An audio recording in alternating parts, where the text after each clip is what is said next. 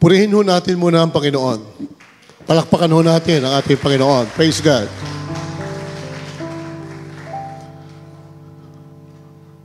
First of all, tayo po ay nakikiramay sa pamilya ni Pastor Ray Burile at ang kanyang mag-anak. Kahapon ay kinasal naman ang ating mga kapatid na sina Brother DJ at si Sister Shelo. At yung iba naman mga kapatid ay nagbiyahe. Maraming mga biyahero at biyahera po dito sa ating simbahan. Yung iba ay may sakit. Kaya ngayong araw na ito mga kapatid, today is February 25. This is EDSA Day. No? But we claim the promise of God doon po sa kanyang mga salita at sa kanyang mga numero. Year 2024 is equivalent to the Hebrew calendar of 5784. 80 means mouth, and 4 means dalet or 4, which means door. So, kagaya po ng aming na-discuss doon po sa Mindoro, we can exercise our authority by declaring and decreeing with our mouth, and the doors of opportunity will not only open, but they will continue to be open. We can appropriate the key of David so that anything that we open, mga kapatid, nobody can close. And anything that we close, nobody can open. And I hope everyone will be able to take that authority. That authority can be exercised so that sickness or disease will not come to our homes. Doors of opportunities will always be open. Otherwise, we become losers. We don't become victorious in our daily circumstances. Naunawaan po natin yan, mga kapatid. Palakpakan ho natin ang ating Panginoon. Father, in the name of Jesus, thank you for continuing to speak to us this morning. Let the story of Joseph continue to remind us that there is a greater call to each and every one of us. Bigger than what we can see, bigger than we can imagine. We just have to open our eyes, Lord, to the reality of your calling and the reality of our gifting. Continue to bless your people, Father. Those who are sick, Lord, declare them healed and delivered. Those who are waiting, Lord, let them wait, because those who wait upon the Lord shall renew their strength. They shall mount with wings as eagles. They shall run and not be weary. They shall walk and not faint. Truly, Father, you are a great God. We serve you and we love you, Father. In Jesus' name. And everybody shall say, Amen. Praise God. Our message this morning is about Joseph. And let me talk about two dreams and a coat of many colors. Now everybody knows what the coat of many colors refers to. That coat of many colors was given to Joseph by Jacob, because Joseph was the favorite of Jacob. Joseph was the son of Jacob with Rachel, and he loved Rachel so much. The brother of Joseph, of course, is Benjamin, and together they share the same mother, they share the same father. Always remember, mga kapatid, the 12 tribes of Israel had only one father, Jacob, but they have different mothers. Rachel, Leah, and the two maidens of Leah and Rachel. So binigay po yon kay Joseph, ito po si Jacob, a coat of many colors. On top of that, he had a dream. 2 dreams, in fact. And they were not actually very acceptable to his brothers. Sapagkat yung unang panaginip, mga kapatid, they had stalks, yung tungkos. Yung tungkos, nito po si Joseph ay nakatayo, upright, ngunit ang mga tungkos, the stalks of his brothers were bowing down to him, which means this Joseph will reign over them. And then, of course, Joseph was not contented. He also narrated the fact that the sun, the moon, and the stars all bow down to him, to Joseph. And what do you expect? Siyempre, mga kapatid, naiinggit, magagalit ang mga kapatid niya. Sapagkat eto si Joseph, just an ordinary, a lowly shepherd, saying, all his brothers will bow down to him. In Genesis, mga kapatid, Moses devoted 14 chapters to Joseph. 14 na kapitulo ang ibinigay ni Moses, who wrote the Pentateuch, Genesis, Exodus, Leviticus, Numbers, and Deuteronomy. Doon po sa Genesis, the first book of the Old Testament, 14 chapters were devoted to Joseph. And yet, we know that Joseph was not a patriarch comparable to Abraham, to Isaac, and to Jacob. This is one of the 12 tribes of Israel. He was not Levi, from whom the priests descended. Hindi po siya si Levi, na siyang nag-produce ng mga pare. He was not Judah, from whom, ang sabi ng Panginoon, the scepter will not depart. And he was not Issachar, whose knowledge of the times and season makes him fit for service. Joseph was just an ordinary shepherd. Kamukha natin, mga kapatid, tayo po ay ordinaryo lamang na mga tao. Tayo po ay naglilingkod sa pribadong sektor, yung iba ay inasa gobyerno. Ngunit kagaya po ng halimbawa ni Joseph, maaring tayo po ngayon ay mga ordinaryong empleyado, ordinaryong housewife, but the Lord can use us mightily to fulfill God's promises and God's plan for His nation, Israel, or for here, bansang Pilipinas na inialay sa ating Panginoon.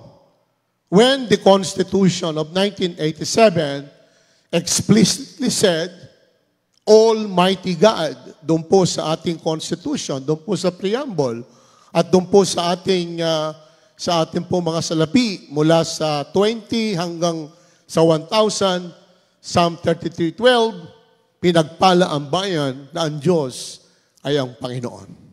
Amen? Praise God. This is the very reason, mga kapatid, why Joseph was set apart. Si Joseph, kinakailangang mapunta sa Ehipto upang masugpo ang famine, ang tagutom sa Ehipto.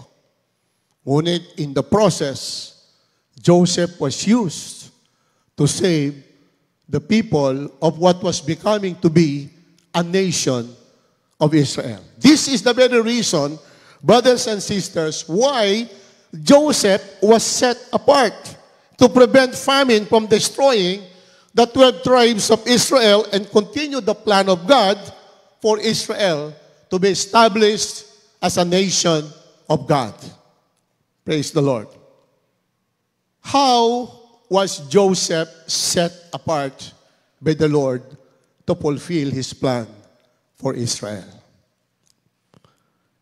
Hindi po isang beses lang na sinet apart. Ito po si Joseph. A number of times. And we will see that in those times, kung ikaw ay hindi mo ipinagkakatiwala ang iyong buhay sa Panginoon, Maaaring ang tingin mo, nakalimutan ka na ng Panginoon. Maaaring sa tingin mo, ikaw ay nakalimutan na ng Panginoon. O kaya ikaw ay pinabayaan na ng Panginoon. Una, we go back to the coat of many colors and the two dreams. Niregaluhan nito pong si Jacob, itong si Joseph, ng coat of many colors.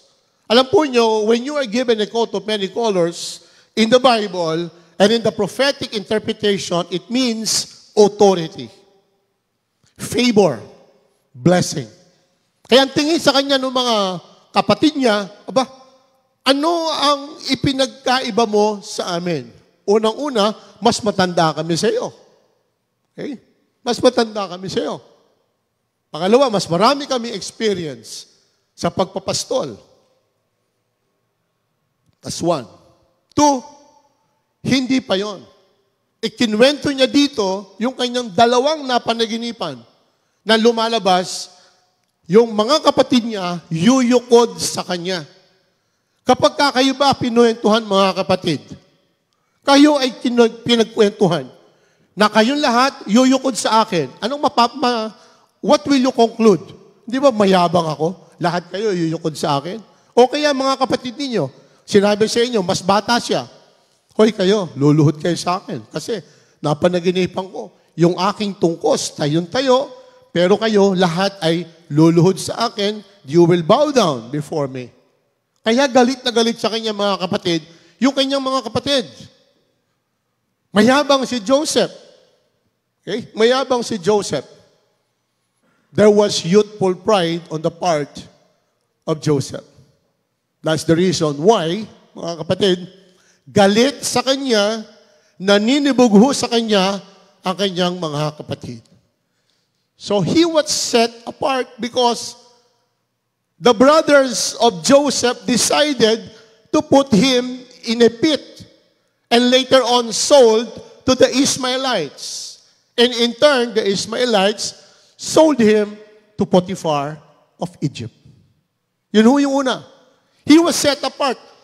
12 tribo sila. Bakit si Joseph pa?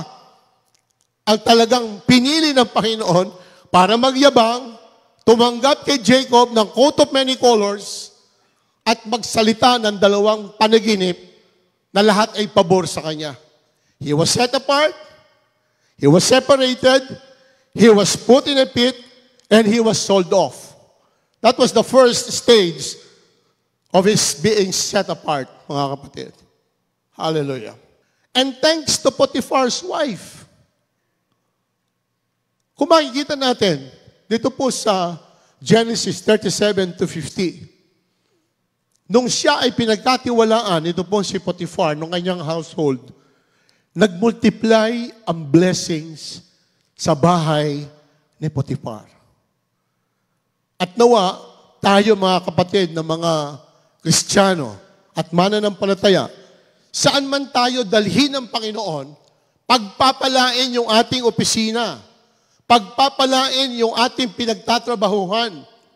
Yun ang hinihintay ng Panginoon for us to be a blessing to people, for us to be a blessing to our office, to the community, and in fact, even to our nation. Yan po inaasahan sa atin ng ating Panginoon. Ganun po ang nangyari kay Joseph. Okay? Ganun po ang nangyari kay Joseph. Lumago ang kabuhayan ni Potiphar. Kaya kahit na naglilingkod siya bilang sundalo sa Ehipto, yun naman kanyang household ay pinagpapala. Dahil nandoon si Joseph. Ay kaso nagkagusto sa kanya si Mrs. Potiphar. At alam na natin ang kasunod niyon. He was framed up at meron siyang katibayan na dala-dala niya yung damit nitong si Joseph. Sa madaling sabi, mga kapatid, we know the rest of the story.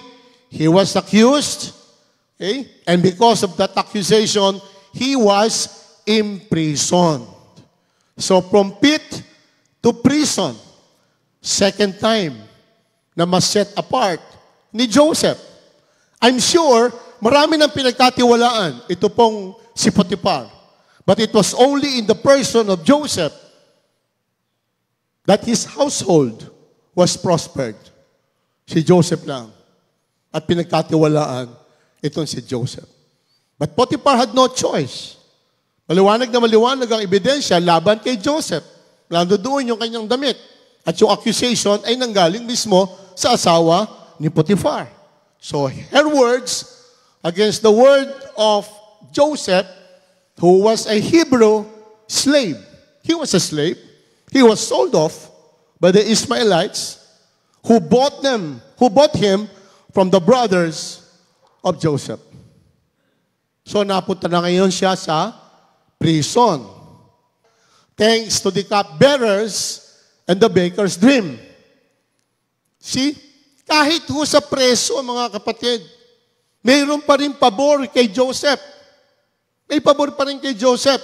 Siya ang pinagkatiwalaan upang sa ganon, siya yung mamahala sa mga bilanggo.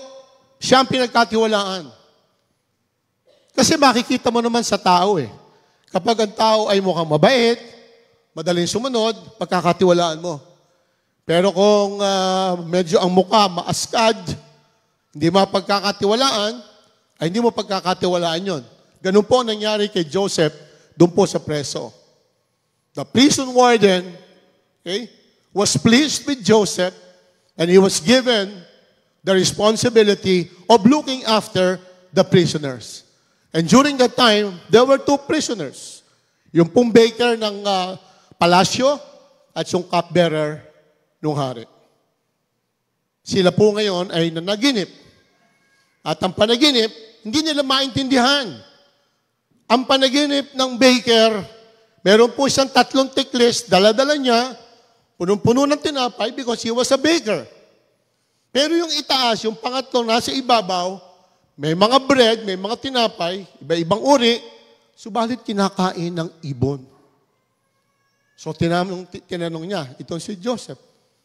Sabi ni Joseph, alam po ninyo, ang interpretasyon ng panaginip ay nanggagaling sa Diyos. So anong ibig sabihin ng aking panaginip? Ang sabi ni Joseph, yung pong 3 bilao, ibig sabihin po niyan, 3 days. Okay? 3 days. At dahil kinakain ng ibon yung inyong mga tinapay, ibig sabihin niyan, you will lose your head. That means, in 3 days, you die. Yung po ibig sabihin nun. What about me? Sabi po nung cupbearer. Ano mangyayari sa akin? Ano ba ang panaginip mo? Ang panaginip ko ay mayroong puno ng grapes o ng ubas, may 3 branches, may 3 branches. Ano ba yung branches? Sanga, may 3 sanga, at sa bawat sanga ay may kumpol ng mga ubas. Pagkatapos, napanaginip ko, kinuha ko yung 3 tumpok ng ubas, I crushed the ubas, the grapes, and made them into the wine of the king.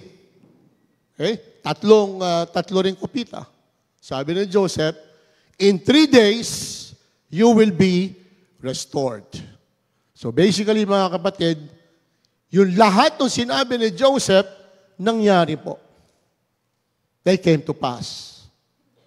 Ano lang ang sabi ni Joseph, lalo na doon po sa cupbearer? Kapag kayo ay nakalaya na, huwag naman ninyong kalilimutan ako doon po sa hari. Sabihin naman ninyo, meron ditong Hebreyo na marunong magpaliwanag tungkol sa mga panaginip. That was man's idea na sinabi ni Joseph. Why? Because noong pong panahon na yon, walang krisis sa Ehipto. Kung walang krisis sa Ehipto, nasabi man yon, noong pong cupbearer na nakalaya at maaring nakalaya na si Joseph, okay? So, what happened? Oh, he just got free. That's it. Pero tingnan niyo. Dahil sa 2 taon pa ang inubos ni Joseph doon po sa kulungan, nagkaroon ngayon ng panaginip ang hari. At yung hari na naginip, 2 na naman. 2. Yung isa, yung mga tungkos, okay? Yung mga tungkos ng mga, basta tungkos yun ng mga grains, okay? Ito ay matataba, pero kinakain sila noong mga payat na tungkos. And then you had cows or cattle, matataba, kinakain naman ng mga payat na mga baka. Nobody was able to interpret. Not one of the magicians and wise men of Egypt in the palace of the king was able to interpret the dreams of the Pharaoh. Noon lang naalala nung cupbearer, mga kapatid. Nako, sabi niya, ang laki pala ng pagkakasala ko. Ang sabi nung cupbearer, mahal na hari, sabi niya, meron pong isang batang Hebreo. At that time, nung pumasok itong si Joseph sa bahay nitong si Potiphar, he was 17 years old, probably plus 2 years, another 2 years, probably 21 or 22. Pero sa tagal ng pagkakataon na yon, eh makikita natin, he became prime minister at the age of 30. Anyway, so pinatawag ngayon si Joseph. At ang sabi nung hari, nung Pharaoh, ano ibig sabihin nung aking napanaginip? At sinabi ni Joseph, those two dreams are the same, which means they will happen. So kapag ang panaginip pareho at pinaulit sa iyo ng Panginoon, ang ibig pong sabihin nun, the interpretation is that there is a great certainty that those dreams will happen to you. Number 1. Number 2, ang sabi ni Joseph, yung pong pitong matatabang baka, yung pong pitong malalaki at malulusog na tangkay o tungkos, those represent 7 years of plenty, 7 years of good harvest. But they will be followed by another 7 years of famine. Ibig sabihin, walang tubig, there is dry spell, and therefore, there will be no production. Now, ano po ang nangyari dito? Okay? Yan po yung panaginip ng Pharaoh. The two dreams of Pharaoh. And there was a failure of the magicians and the wise men, except in the case of Joseph. At ang sabi ni Joseph, all interpretations belong to the Lord. Alam po ninyo, during the time that he was in the pit, and he was dealing with the cupbearers, with the cupbearer and the baker, may yabang pa ho itong si Joseph. May yabang pa. Siya sabi, bakit hindi ko ba kayang interpretin yan? Pagkatapos doon naman sa pit, sinasabi niya, ako ay may coat of many colors, and I dreamt that all of you will bow down before me. May yabang pa si Joseph. But look what happened. At the time that the Pharaoh had a dream, 2 dreams. Ang sabi ho ni Joseph, mahal na Pharaoh, ang interpretasyon po ay nagagaling po sa ating Panginoon. Ito po ang kahulugan ng inyong panaginip. And he interpreted it. Right there and then, mga kapatid, ano po ang nangyari? Then Joseph said to Pharaoh, the dreams of Pharaoh are one. God has revealed to Pharaoh what he is about to do. Imagine, always remember mga kapatid, ang sabi ng Panginoon, the Lord will not do anything except He reveals it to His prophets. The 7 good cows are 7 years, and the 7 good ears are 7 years. The dreams are one. The 7 lean and ugly cows that came up after them are 7 years. And the 7 empty ears blighted by the east wind are also 7 years of famine. Pareho. It is as I told Pharaoh. God has shown to Pharaoh what he is about to do. Parang binigyan na ng red flag. Ito pong si Pharaoh. There will come 7 years of great plenty throughout all the land of Egypt. But after them, there will arise 7 years of famine, and all the plenty will be forgotten in the land of Egypt. Makakalimutan na yung matatabang mga ani nila, kung hindi ang kanilang maiintindihan at mararanasan ay puro kahirapan at tagutom. And all the plenty will be forgotten in the land of Egypt. The famine will consume the land, and the plenty will be unknown in the land by reason of the famine that will follow, for it will be very severe. Tandaan po nyo na, the word is severe. And the doubling of Pharaoh's dream, ibig sabihin, bakit dalawa? Na pareho ang interpretasyon ibinigay doon sa Pharaoh. And Joseph emphasized and explained, and the doubling of Pharaoh's dream means that the thing is fixed by God, and God will shortly bring it about. So mga kapatid, kung kayo po ay merong panaginip, na naginip ka ngayon, 2:00 ng madaling araw, pagkatapos nagising ka, 4:00 meron ka ulit panaginip, halos pareho, ibig sabihin nun, mangyayari yon, mga kapatid. Praise God. All right. Next.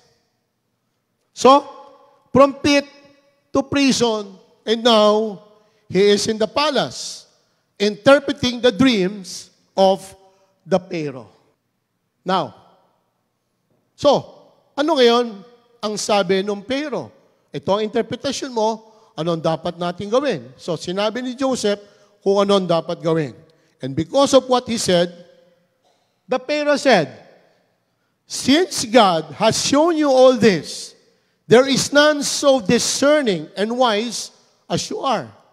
So mga kapatid, kung sa inyong mga opisina, pinagkalooban kayo ng katalinuhan ng ating Diyos, ng ating Panginoon, sinabi sa inyo kung ano ang dapat gawin. Tanggapin ninyo ang responsibility. Because the Lord means something when He revealed His secrets to you. "You shall be over my house," ang sabi po ng Pharaoh, "and all my people shall order themselves as you command." Imagine, etong Pharaoh, eto si Joseph, ang sabi ng Pharaoh kay Joseph, anuman ang sabihin mo, anuman ang iutos mo, susundin ang lahat ng tao sa ilalim ko. "Only as regards the throne will I be greater than you." That's why, brothers and sisters, people are saying, Joseph became a prime minister in Egypt. A prime minister runs the government.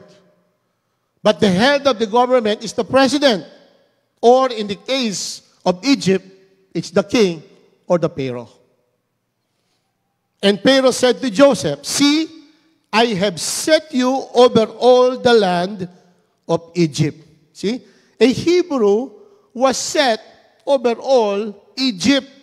Ang Hebrew, mga kapatid, nung panahon na yon, is a detestable nationality.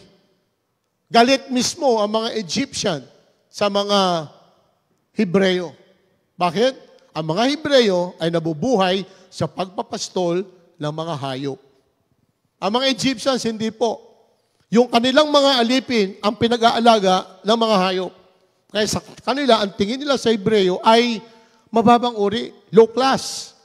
But here is a Hebrew, just about 30 years old, who became prime minister of Egypt.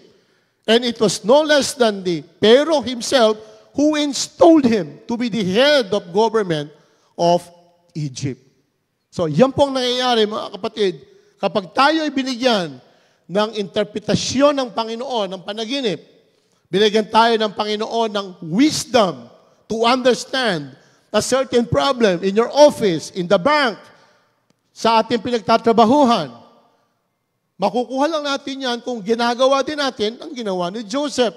Nanalangin po siya sa Panginoon for interpretation. It just didn't come.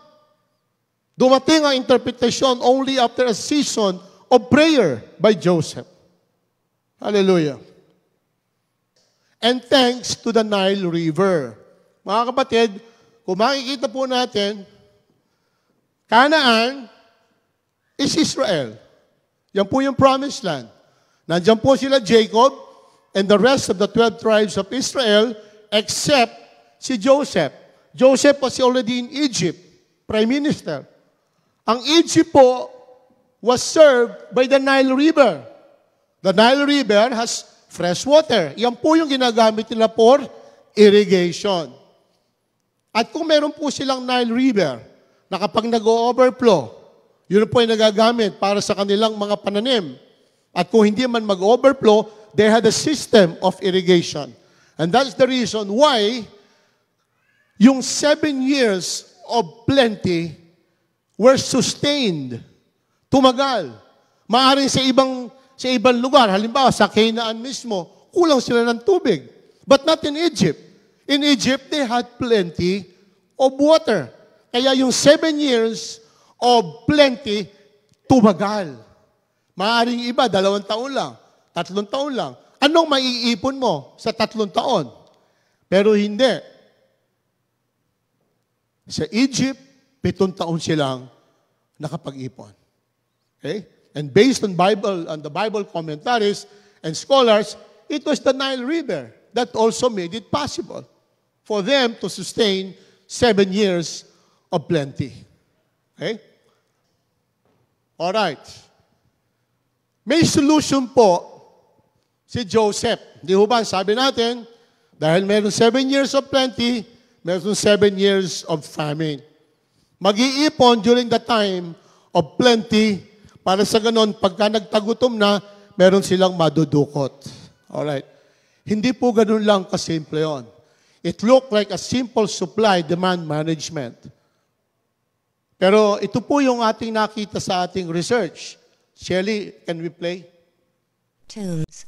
For all tombs were underground and carefully sealed, while these were accessible from the surface, and they are extremely large. But most fascinating is the fact that they are all connected by chutes. Ron believes these were the grain storage pits of the 7-year famine. As grain was removed from one pit, grain from the other pits flowed through the chutes, making the grain always accessible from one location. These are within the wall of the step pyramid complex, which has only one entrance, and it opens to a long covered passageway with small cubicles on each side, each just the right size for a person to sit with perhaps a small table. The narrow, singular entrance would have allowed only a few people to enter at a time. There was no doubt in Ron's mind that this was the main center of grain distribution on a massive scale.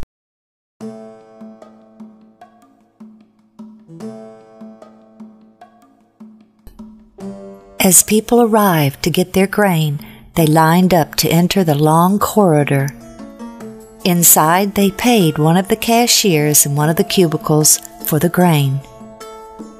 After payment was made, perhaps they were given a sack for grain which reflected the amount of their payment. Then they proceeded through the corridor straight to the area of the grain bins.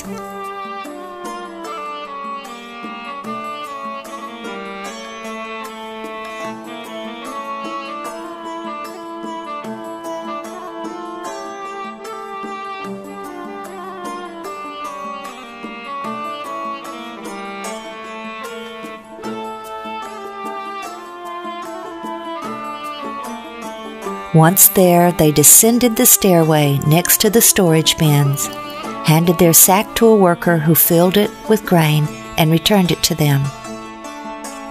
Then they exited through a small door on the lower level, which led to the outside of the complex.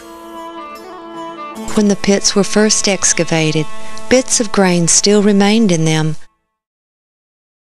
During the 7-year famine, Egypt gained great wealth and prominence among the nations through the selling of the grain.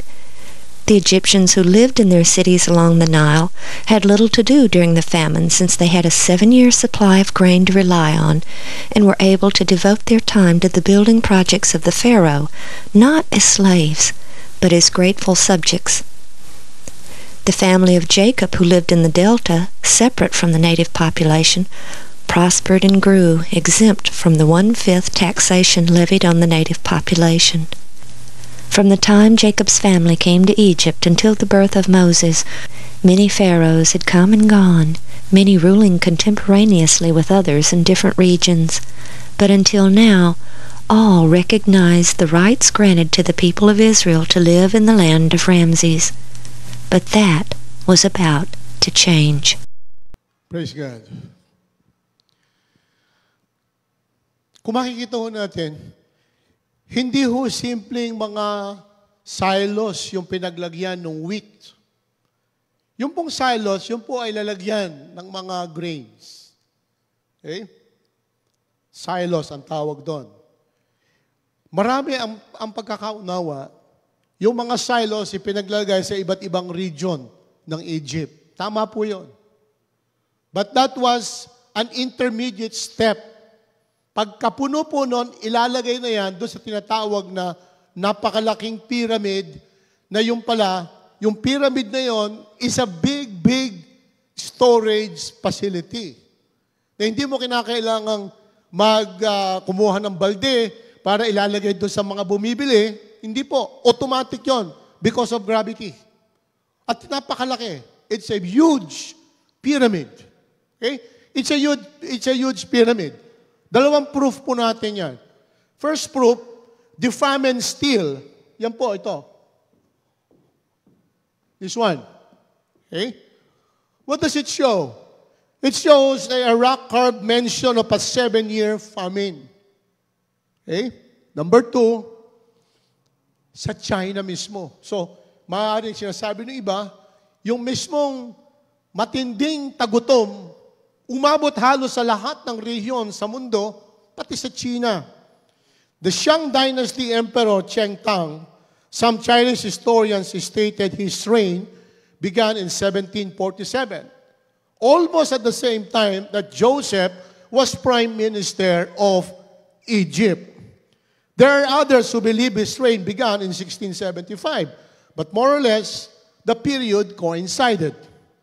Chinese Emperor Cheng Tang was recorded having a 7-year famine, verifying Joseph's 7-year famine in Genesis chapter 41, verse 30. And this 7-year famine occurred 1704, 1697 before Christ. Emperor Cheng Tang must have been reigning during this time in world history. Ito po yung sa bawat rehiyon, naglagay po sila ng malalaking ganyan. Pagkatapos, after that, saka po nila ilalagay yan doon sa malaking parang pyramids na yun mismo ay storage facility. No, ba't kinakailangan gawin yun? Because Joseph knew that the 7-year plenty will continue for 7 years. Kung hindi iaayos yung storage, mabubulok lang yon, mga kapatid. And so, they had to do some research. Yan po. Ito po yung structure na parang pyramid. Ito sa may gilid. Okay? Yung Djosers, ito po yung isa sa mga Pharaoh. There lived a man named Imhotep. And some scholars are saying that Imhotep could be no other than Joseph himself. Okay? Now, the grains were kept in strategic places around the land. Pagkatapos iipunin, dyan po sa malalaking structure na yan, with an elaborate storage and distribution system. So hindi po doon kasimple na supply and demand management because of the imbalances in supply, imbalances in demand. Hindi po eh.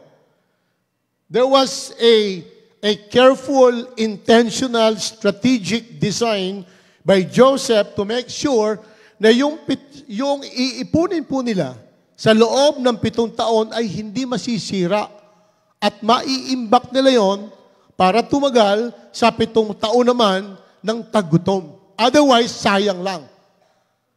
Mabubulok lang yung kanilang wheat and other grains. Okay? So what was the solution of Joseph?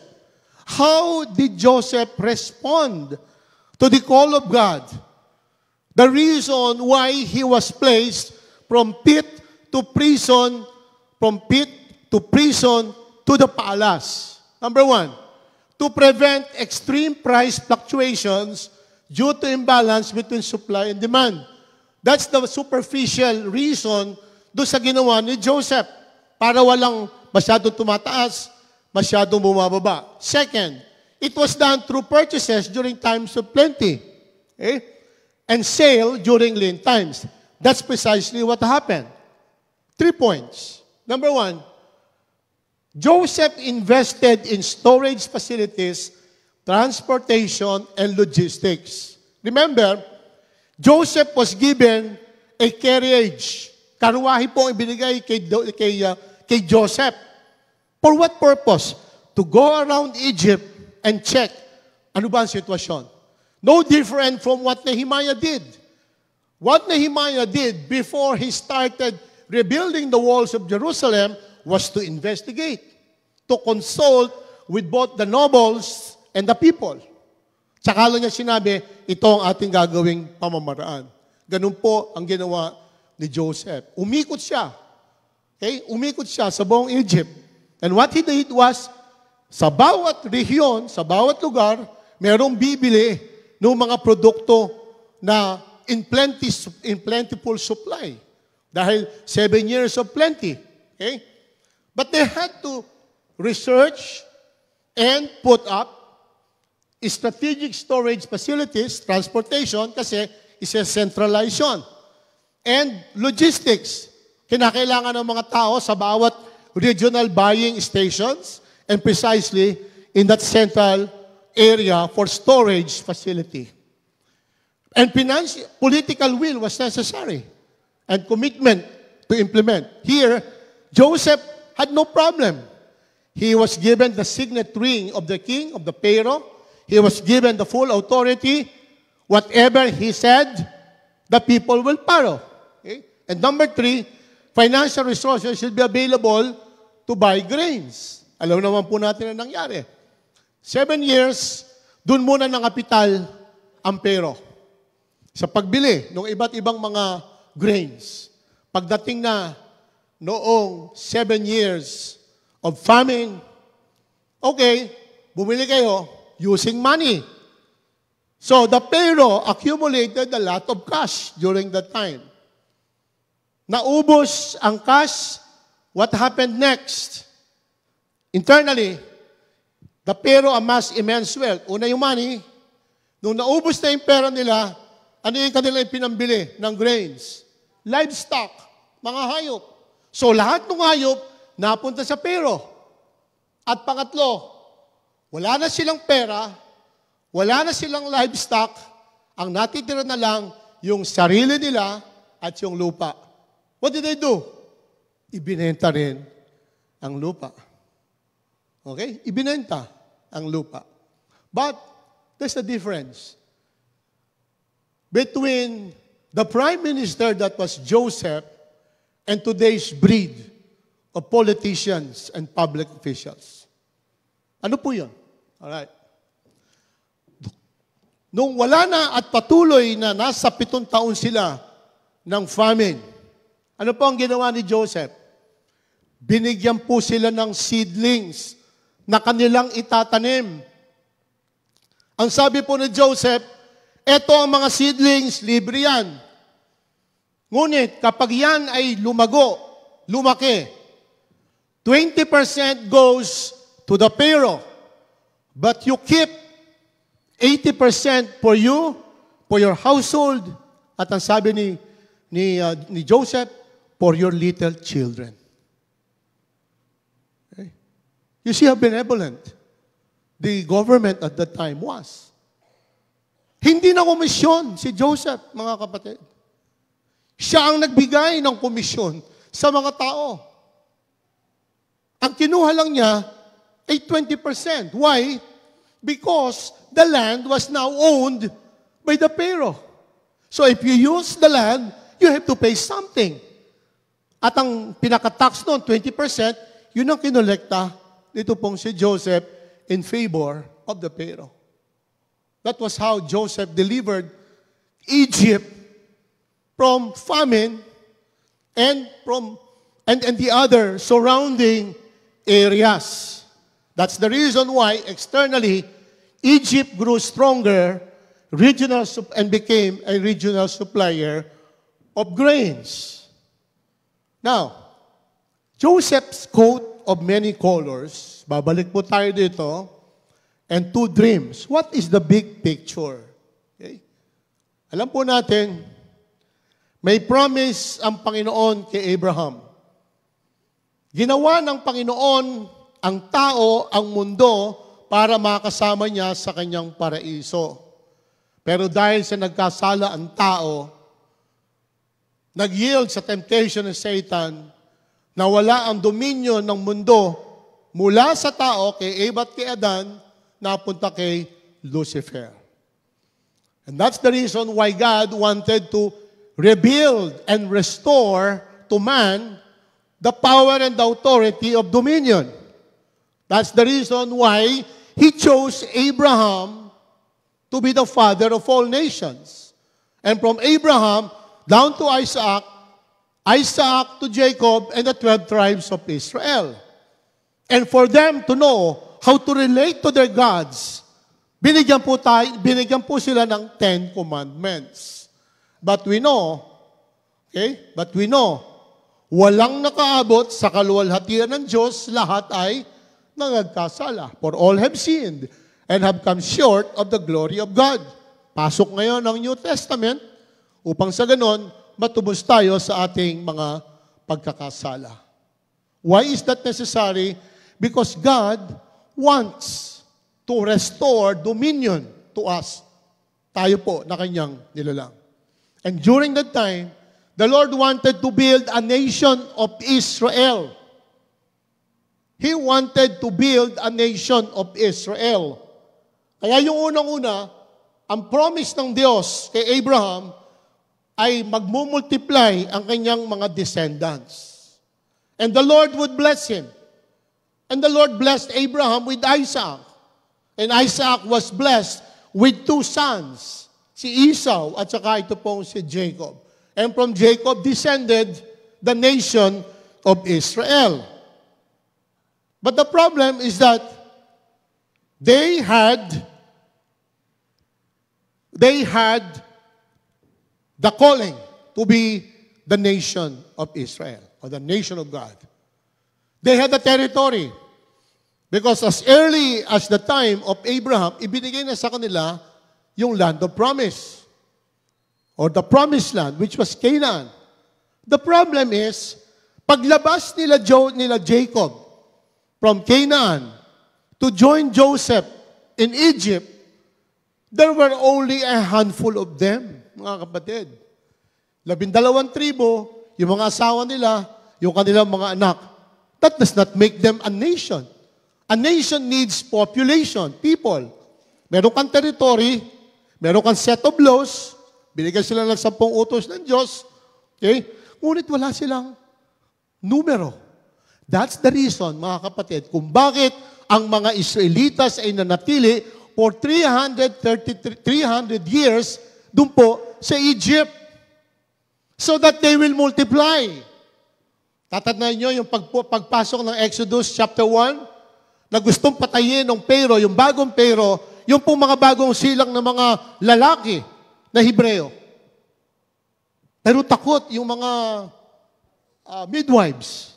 Ang sinabi nila, kasi matitibay yung mga nanay ng mga Hebreo eh. Pagdating ho namin, nakapanganak na.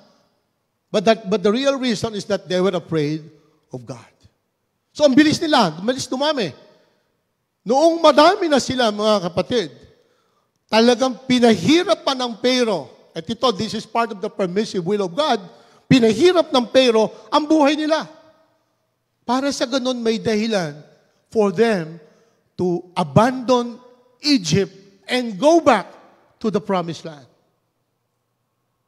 Kaya lang, makikita natin, kagaya ng marami sa atin. Okay? Kung nandun na sila sa ilang, 40 years journey, mabuti pa sa Egypt, meron tayong mga bawang, luya, at saka sibuyas. Naririto tayo sa ilang, walang tubig, walang tinapay. Binigyan sila ng Panginoon ng tinapay in the form of manna. Walang karne. Binigyan sila ng pagkadami-daming mga pugo. Walang tubig. Moses was authorized to speak to the rock. But instead of speaking to the rock, he struck the rock twice. Not once, but twice. Ando doon ang disobedience. Hindi makontento sa blessing na binibigay sa atin ng ating Panginoon. But that's what God wanted to do. to build a nation of Israel, a nation of God. Okay? Abraham would be a blessing to Israel and to all peoples. In the same way that Joseph became a blessing not only to the people of Egypt. Yes, they lost their land, but they continued to eat. Because Joseph was a benevolent ruler. Binigay sa kanilang seedlings libre. Kung ano man ang kanilang napatubo doon sa kanilang mga lupa, 20% goes to the Pharaoh, but they keep 80%. Walang iniwan sa tax. Diba? Walang iniwan sa tax. Ang tax nga noon, 20%. Ang tax ngayon, nasa 30, 34%, depending on your income. Now, whenever we have an opportunity in Galatians chapter 6, verse 10, let us work for the good of all. Because when Joseph was in authority, hindi ho niya sinisino kung sino ang bumibili ng grains from Egypt. Kung may pera, bigyan. No discrimination. But until now, mga kapatid, until now, Israel continues to be a blessing. Ano po mga example? Sa Nobel Prize, meron po silang Nobel Prize winners sa medicine, sa chemistry, sa economics, sa physics, sa literature. Medical research, biological pacemaker, sila ho ang nag-imbento niyan. DNA nanocomputer that detects cancer cells, galing po sa Israel yan. Releases combating drugs, stem cell technology, originated from Israel. Peel camera, tiny examines small intestine. Fully computerized diagnostic instrument for breast cancer detection. Development of heart pump synchronization device. Lahat po yan galing sa Israel. Medical and soldiers around the world use the emergency bandage. Yung po mga soldiers. Ano po yun? A special Israeli-designed bandage that is so easy to use, it can be applied with one hand. It enables serious wounds to be treated at the scene of the incident rather than when patients arrive at the hospital. So pag tinapal sa'yo, either hihinto ka agad ang sugat mo o kaya maggagaling ka agad. Israeli company, robotics, invented a robotic exoskeleton that allows people paralyzed by spinal injuries to stand and walk again. Napakarami po. Yan po yung blessing ng Panginoon sa Israel. And Israel is also sharing that with the rest of humanity. Okay? So mga kapatid, what happened to Jacob and the rest of his family? Alam natin, nagkaroon ng reconciliation. Tinesting pa ni Joseph, yung kanyang mga kapatid, kung sila ay nagsisinungaling pa. Binimbin nila itong si Simeon at the first. Pagkatapos si Benjamin, si Judah nagpresenta, mga kapatid. He offered himself to be the ransom. Ang sabi niya, because my father Jacob will die if his youngest son Benjamin would not come back. So ako na mismo ang nagpipresenta para ako nang maiwan dyan. Fast forward, mismo pong itong si Joseph ang hindi nakatiis. Ipinakilala po yung kanyang sarili. Niyakap yung kanyang mga kapatid. And there was so much rejoicing among the 12 tribes of Israel. Jacob came back. Pumunta po si Jacob doon. At tuwan-tuwa si Jacob because he was able to see Joseph again. And not only that, he was also able to see the children of Joseph in the persons of Manasseh and Ephraim. Yan po yung nilagay ni Joseph, ito pong si Manasseh sa kanan, ito pong si Ephraim sa kaliwa, subalit pinagbaligtad ni Jacob yung kanyang kamay. Ang napatungan ng kanyang kamay ay yung mas bata, ito pong si Ephraim, at yung mas matanda, si Manasseh, yung pong kaliwa. Sabi po nitong si Jacob, si Joseph, tatay, hindi po siya po yung panganay, siya po yung bunso. Alam ko, because the older one will serve the younger one. And Ito po si Jacob ay nabuhay ng 17 years dito po sa Egypt, sa Goshen. He was 130 when he reached the land of Egypt, and he died at the age of 147. Nakita niya yung kanyang mga anak, nakita niya yung kanyang mga apo, and then he closed his eyes. But there was only one promise na sinabi, itong si Joseph, na hiling ni Jacob. This is not my land, dalhin mo ako sa Canaan. And there was a state funeral in honor of Jacob. Mga kapatid, we are set apart for a purpose. In the case of Joseph, he was set apart 3 times. From the pit, ang dami naman po pwede, 12 sila. And then he was imprisoned. Marami rin naglingkod kay Potiphar.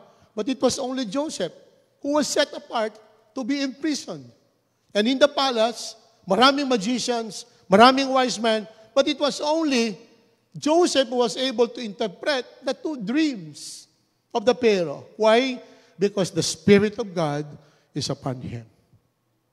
Brothers and sisters, we may be wearing coats of many colors today. Baka meron pa rin tayong yabang sa ating katawan. And we may have some dreams that exalt us rather than humble us, knowing that nothing comes out of our own selves other than what God allows us to have. In the case of Joseph, it was only the 3rd time nung po siyang nag-interpret na sa dream ng Pharaoh, doon pumasok po ang spirit of humility. And he said, all interpretations belong to the Lord. We may be wearing coat of many colors today, brothers and sisters. We may have many dreams that exalt us. But always remember, ang sabi ng Panginoon, lahat ay nangyayari para sa kabutihan ng kanyang mga pinili. In everything that we have, any opportunity, okay, let's take advantage of those opportunities to help others. And by the way, let me reiterate that this year is a year of open doors. Let's take advantage of those open doors. They may not come back. Let's take advantage of those open doors to do good things to other people and to our community. Tayo po'y tumayo. Praise God. Hallelujah. Sige po, palakpakan natin ang ating Panginoon. Huwag po nating tipirin ang ating mga kamay. Ibigay po natin yan sa ating Panginoon. Hallelujah! Praise God! Praise God! Hallelujah! Huwag po tayo magsawang itaas ang ating mga kamay. Yan po ay galing sa Panginoon. Ibigay po natin ang karangalan sa ating Diyos. Hallelujah! Hallelujah! Hallelujah! Panginoon, sa pangalan ni Jesus, sa iyo lamang, Panginoon, ang karangalan. Sa iyo lamang, Panginoon, ang papuri. Kami ay iyong nilalang lamang. Habang panahon, Panginoon, ibabalik namin sa iyo ang lahat ng karangalan, kaluwalhatian, sapagkat tanging ikaw lang ang Diyos. Tanging ikaw lang, Panginoon, ang tunay na nagmamahal. Hallelujah! Hallelujah! We offer you, Father, the sacrifice of thanksgiving, praise, and worship in Jesus' mighty name. And everybody shall shout, Amen! Praise God! Hallelujah! Hallelujah!